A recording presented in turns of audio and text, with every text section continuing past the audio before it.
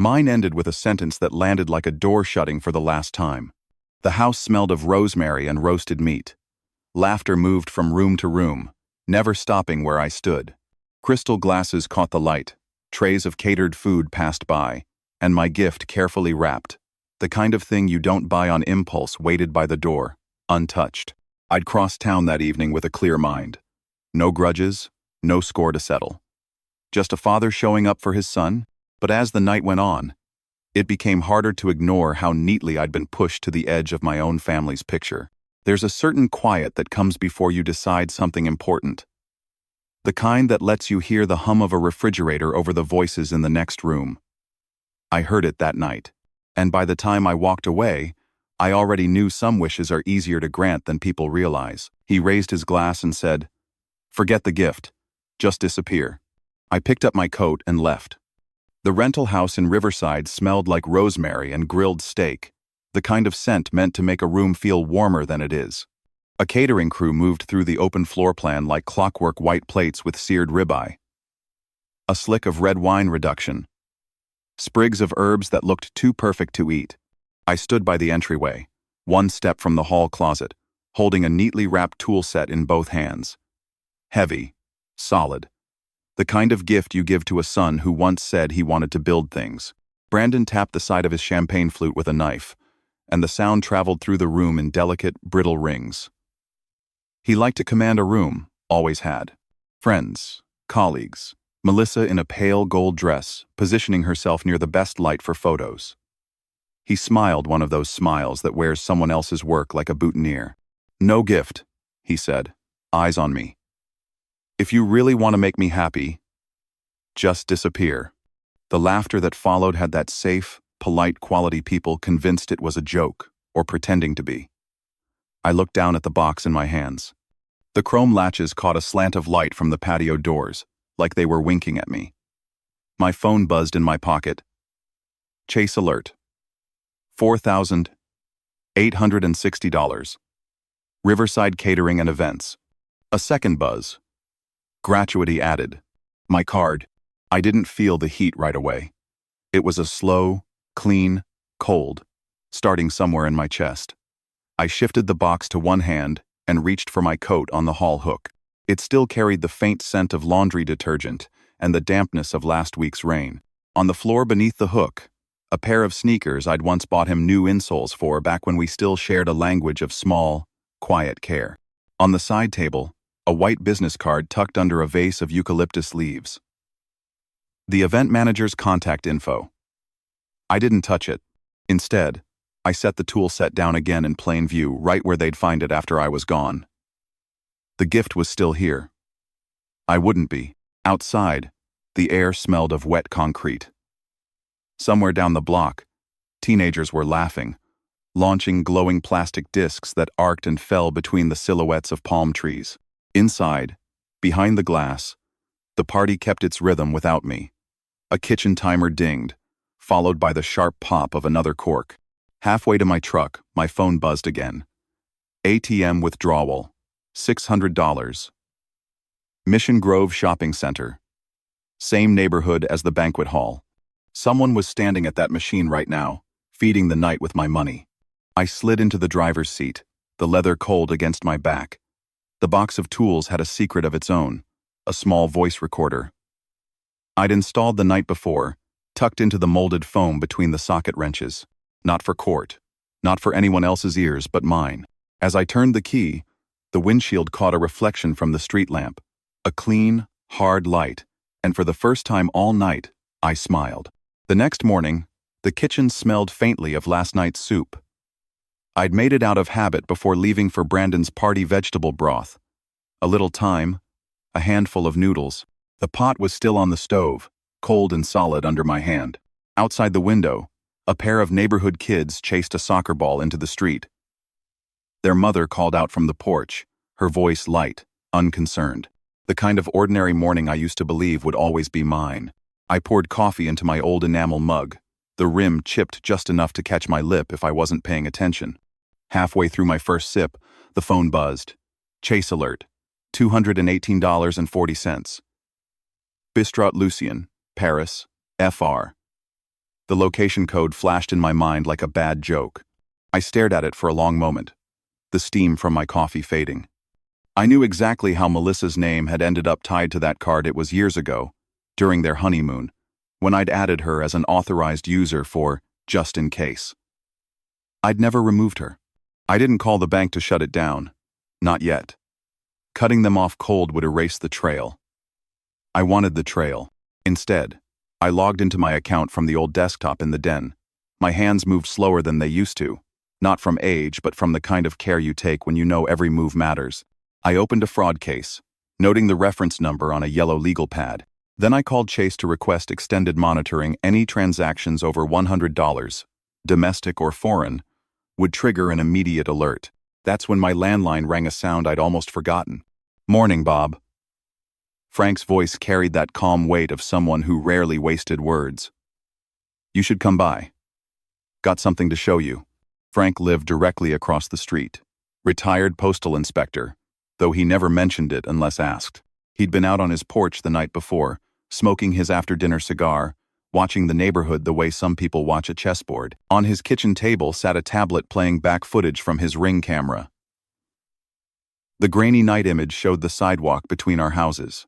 At 2:17 a.m., a figure in a hooded sweatshirt approached my mailbox. They reached in, hesitated, then pulled out a manila envelope. Frank froze the frame white block letters on the corner. Title documents. "That yours?" he asked. I didn't answer right away. My eyes traced the edges of the frozen frame, the distorted glare from the street lamp above. Frank leaned back. "If you want the full clip, I'll email it. Time-stamped." I nodded. "Do that." Back home, I opened my USPS Informed Delivery account. There it was, yesterday's mail images, including the envelope now gone. I filed a mail theft report online, attaching Frank's video. The coffee on my desk had gone cold, but I didn't reheat it. Instead, I reached for the red binder labeled House, Legal. Inside, the lease-to-own agreement on Brandon's place sat in a clear sleeve. The LLC's name printed at the top in neat black letters. Mine. The trail wasn't just financial anymore. It was starting to leave fingerprints. By the time I closed the binder, my phone buzzed again, this time from an unknown number. A single line of text. "Don't come over tonight. Please." It was from Natalie. I didn't call her back. Not yet. Natalie's text sat on my screen longer than it needed to. I read it 3 times before setting the phone face down on the kitchen counter. The clock over the fridge ticked softly, almost polite about it. By mid-afternoon, curiosity had won over caution.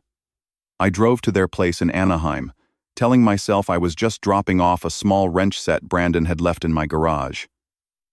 That was true, technically. Melissa opened the door with the bright, brittle smile she saved for when she wanted something from you. "Brandon's upstairs, fixing the shower," she said, stepping aside like I was already expected. Upstairs, the air smelled faintly of fresh caulk and damp drywall. Brandon was on his knees by the bathtub, a bead of silicone running along the base. He looked up, nodded once, then went back to work. "You can poke around," he said. "Just don't touch anything wet." In the hallway, a low hum came from behind the half-open door to their small office. On the desk, an inkjet printer pushed out a single sheet of paper, the smell of warm toner, mixed with the sharper scent of silicone from the bathroom. The page slid onto the output tray, 3 neat paragraphs under a bold title. Durable Power of Attorney. My name filled the grantor line. Beneath it, a second document was queued in the print window. Petition for conservatorship. Both pages had one word in common: incapacitated. At the bottom of the draft, DPOA, the agent, was listed as Brandon. In the conservatorship petition, the proposed conservator was Melissa.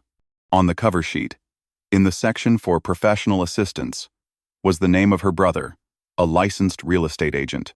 I didn't touch the papers. Instead, I slid my phone from my pocket and took 3 photos, framing the edges so the date in the corner of the screen was visible. From the bathroom, Brandon's voice carried down the hall. "You still there?" "Yeah," I called back, sliding the phone into my jacket. "Just looking." I stepped back into the tiled room, the smell of fresh sealant pressing in. Brandon wiped his hands on a rag, his eyes scanning my face for something I wasn't about to give him. "You should stick around," he said. "We're having dinner later." I glanced toward the stairs. Another time. As I walked out, the printer gave one last mechanical whir before falling silent. Downstairs, Melissa stood by the kitchen island, swirling a glass of wine. She was talking to someone on speakerphone. I didn't recognize the voice, but I caught one sentence before the front door closed behind me. "Once he signs, we can move quickly." Outside, the late-day sun threw long shadows over the driveway. A couple in jogging gear passed by with their dog, nodding politely as if nothing in the world was wrong. In my truck, I pulled up the photos I'd taken. Each one felt heavier than the tool set I'd left at the party. Proof, printed in black ink, that my disappearance was already being planned on their timeline, not mine. I didn't go straight home from Anaheim. Instead, I drove around the block twice before parking outside my own place. The porch light I'd left on that morning looked wrong somehow, too bright, like it was trying too hard. Inside, the house felt smaller than I remembered. The air had that stale note you get when a place has been closed all day, heavy with detergent, and yesterday's coffee grounds in the trash. I stood in the doorway for a minute, coat still on, listening to the refrigerator hum and the faint tick of the wall clock in the hall. It wasn't panic. More like a quiet agreement with myself. I didn't need to wait for them to make the next move. I took the duffel bag from the closet and started filling it. The soft scarf Laura had worn every winter, my passport, 2 hardback folders of documents, and a flash drive the size of a thumbnail. From the kitchen drawer, I pulled my extra truck key and the spare mailbox key. Both went into my pocket. Before leaving, I walked to the front door and slid the chime switch on the side of the frame to off. No doorbell, no surprises. Rain had started while I was packing light, uneven drops against the tin awning over the porch. My truck's headlights washed over the wet street as I backed out, the water on the asphalt catching the beam like broken glass. The motel off the I-215 wasn't much, but I'd stayed there once years ago during a plumbing repair. The clerk slid the keycard across the counter without looking up from her phone. My room smelled faintly of bleach and overworked air conditioning. The carpet had a dark line along the wall where the vacuum never reached. I placed the folders and flash drive in the bottom drawer of the nightstand, not locked, but out of sight. My phone was face down on the table when it buzzed once. Motion detected front door, 2:13 a.m. I tapped the alert and watched the grainy black and white footage. A figure stepped up to my porch, turned toward the mailbox slot, and pulled at the flap. When it wouldn't open, they bent to peer through the side window in the door. The clip ended there. At 2:30 a.m., Frank texted, "Saw someone at your porch on my ring. You okay?" I sent him the cross streets of the motel and told him I'd check in come morning. By morning, the rain smell had worked its way into the motel hallway. I carried my coffee to the curb and found Frank leaning against his truck, the same way he did on Saturdays when he was deciding whether to mow the lawn. "Couldn't sleep?" he asked. Something like that. He didn't push for more. He just sipped from his thermos, eyes on the road. The pause between us felt like an understanding that whatever was coming next, I was already halfway gone. The motel coffee was weak, but it was hot, and that was enough. I carried the paper cup back to the room and set it beside the nightstand drawer, where my folders Saturday. Halfway through the cup, my phone lit up with another motion alert from my front door. This time, the figure wasn't just testing the flap. They were pulling something out. I recognized the manila envelope before the grainy focus settled. Block letters across the top corner read, "Title Documents." They held it for a second, glancing over their shoulder, then walked out of frame. I saved the clip to the cloud, then drove back to Frank's place. He'd already printed stills from the footage I'd shown him the night before. The porch light caught the curve of the hood and the shadow of a familiar stance, though the camera never caught a face. "Want me to email you the full video?" he asked. "Yeah," I said, "and keep a copy." Back in the motel room, I logged into my USPS-informed delivery account. The day's scanned mail images showed the same envelope dated yesterday. I filled out the online mail theft report, attaching Frank's video and the postal scan. The envelope had been headed to my P.O. box, redirected to my street address after I filed a change of address last year. Inside would have been the original title documents for Brandon's property, my LLC technically owned under a lease-to-own agreement. I opened the red binder from the drawer. The agreement sat in its sleeve, signed by both of us, notarized. Next to it, I slipped in a fresh copy of the USPS report and Frank's still frames. This wasn't just about stopping them. It was about keeping the trail clean. By late afternoon, I'd made an appointment with my attorney for the next morning. On the motel desk, I laid out the documents I'd need. The LLC papers, the lease-to-own contract, and a draft of a revocable living trust naming Natalie as beneficiary, effective only after her 21st birthday. It wasn't signed yet, but the outline was there.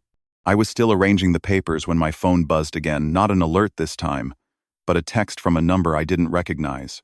It read, "Once he signs, we can wrap this up fast. No greeting, no name." I didn't reply.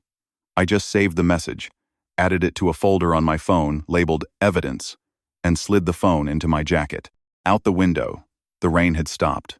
The parking lot glistened under a low winter sun, every puddle holding a warped reflection of the motel's flickering sign. Somewhere beyond the highway, the day was going on like it always had.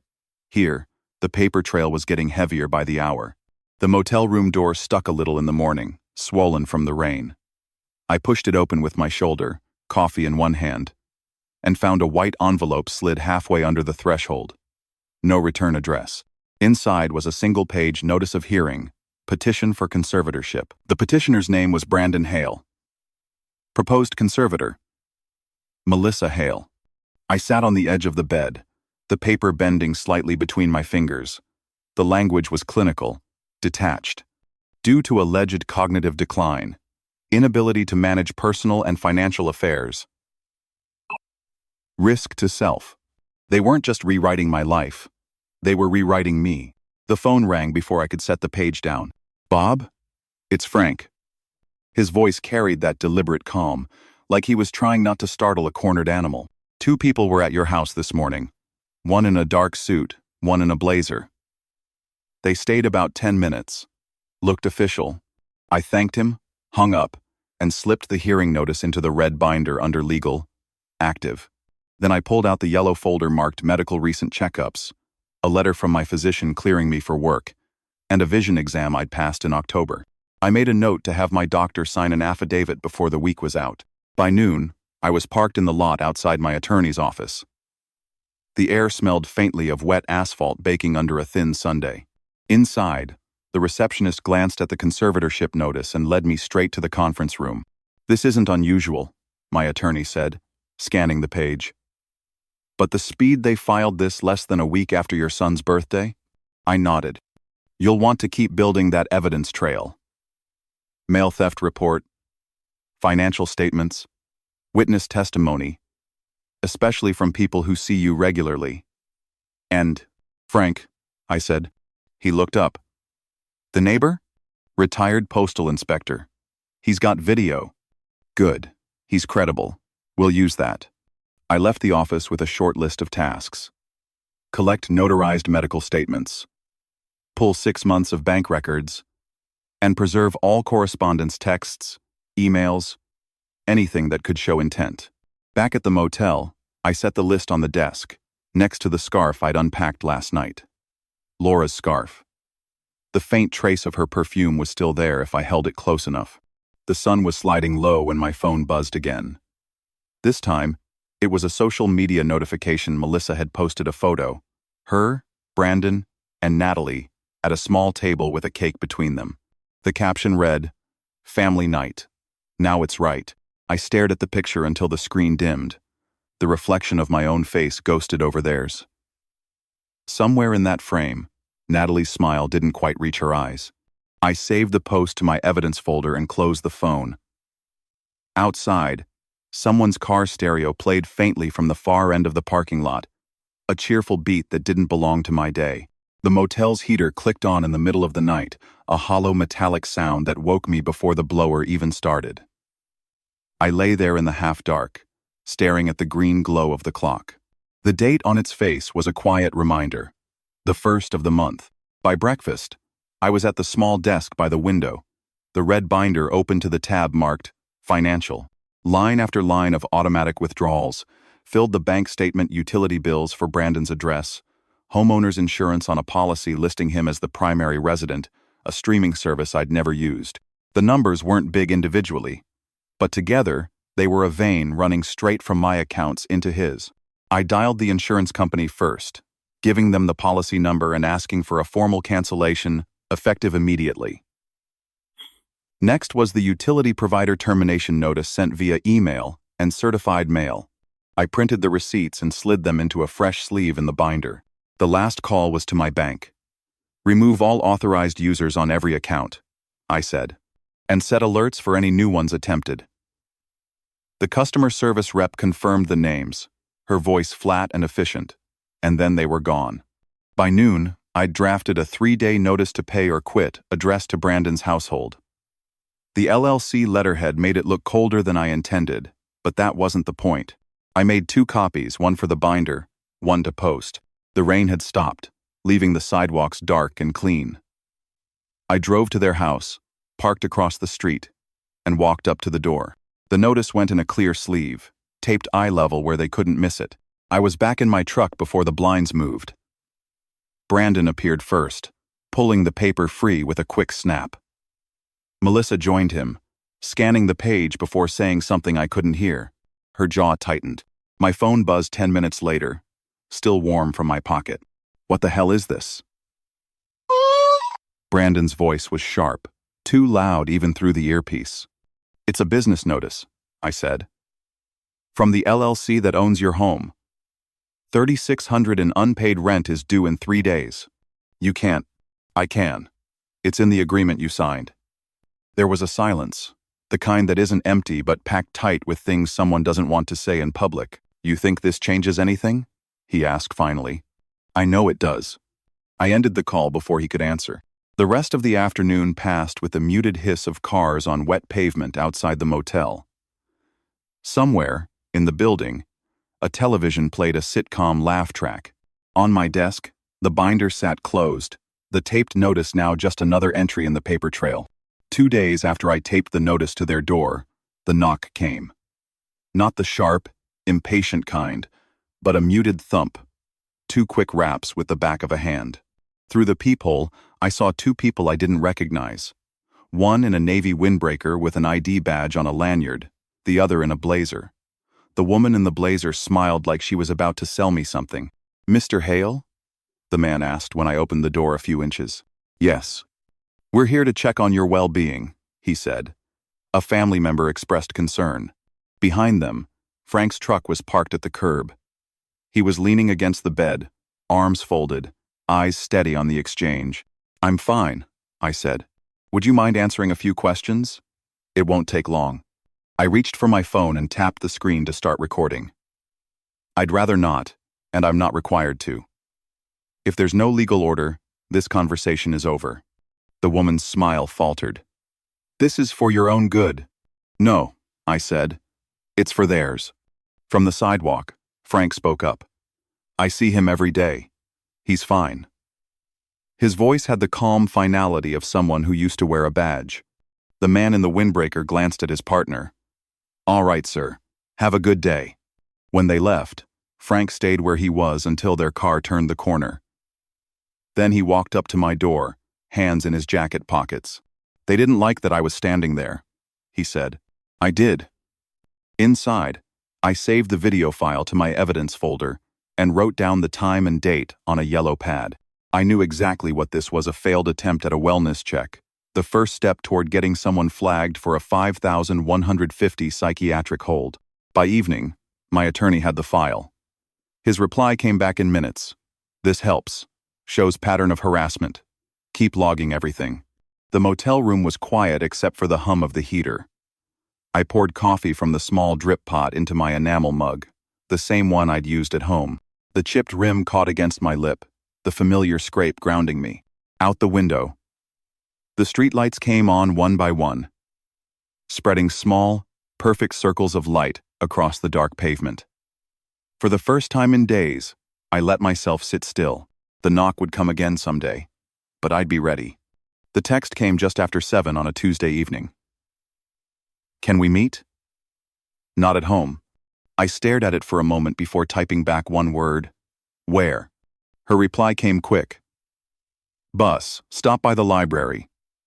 Half an hour. The air outside carried that early spring chill that settles in your sleeves before you notice it. I parked 2 blocks away, just in case, and walked the rest. Natalie was already there, sitting on the bench with my old steel thermos cradled in both hands. The steam curling from the lid smelled faintly of the coffee I'd left her the last time she visited me at the shop. She looked up, scanning the street before meeting my eyes. I don't have long, she said. From her coat pocket, she pulled a folded sheet of paper. It was a printout of a group text thread, Brandon, Melissa, and someone named Gordon R. In the middle of the messages, Melissa had written, "Once the conservatorship is approved, we can list the house immediately." Gordon's reply,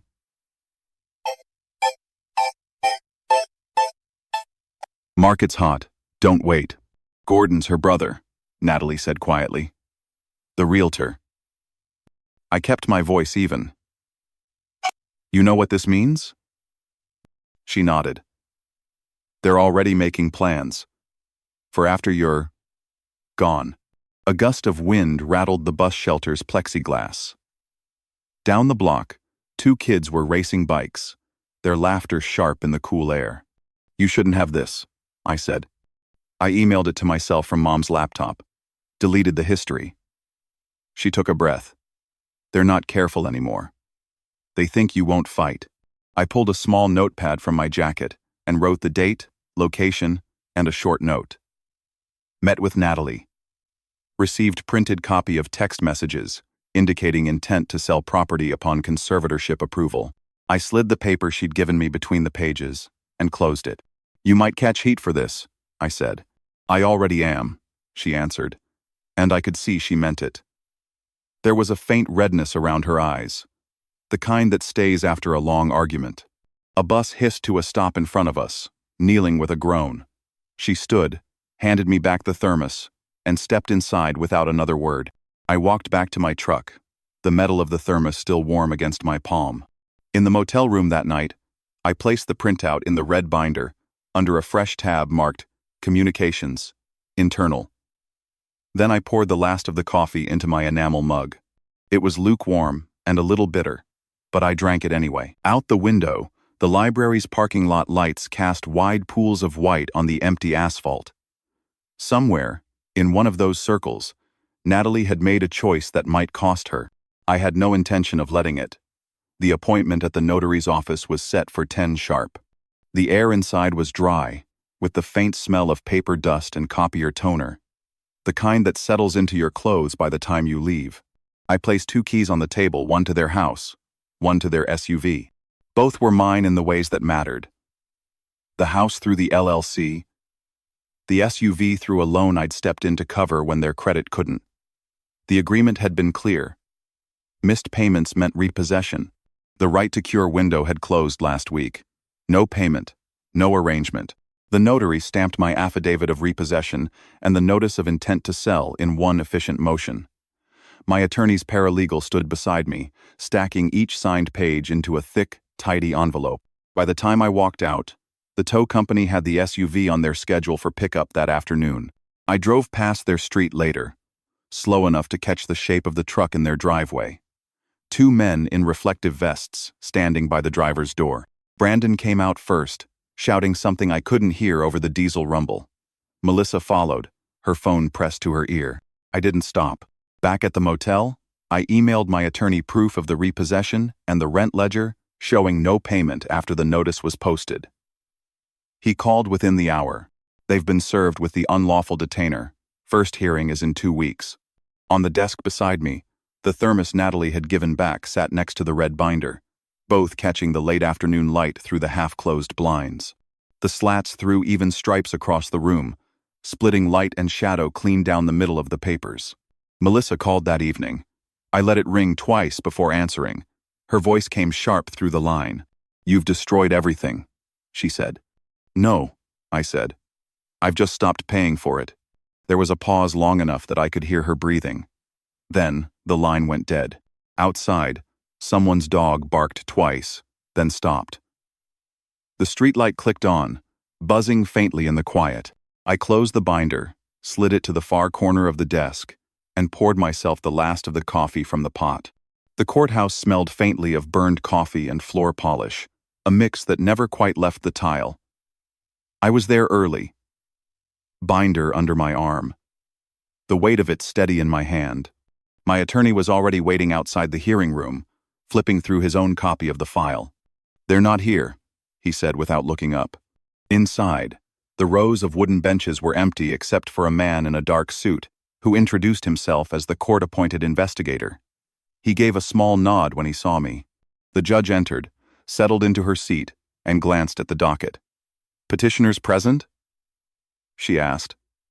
Silence answered. My attorney rose. "Your Honor, the respondent is present with counsel. We have submitted medical evaluations, evidence of independent financial management, and documentation of recent harassment by the petitioners." He placed the binder on the table, opening to the tab marked Legal, Active. Inside were the wellness check video, the USPS theft report, bank statements, and Natalie's printed text messages. The judge turned a page slowly, her expression unreadable. When she spoke, it was clipped but final. "Petition for conservatorship is denied." The court notes a troubling pattern of conduct by the petitioners. Matter referred to the district attorney for review. It was over in less than 15 minutes. Outside in the hallway, the investigator stopped me. "You've got people watching out for you," he said. I thought of Frank at the curb, Natalie with the thermos. "Yes," I said. "I do." The afternoon sun was bright enough to make me squint as I stepped out onto the courthouse steps.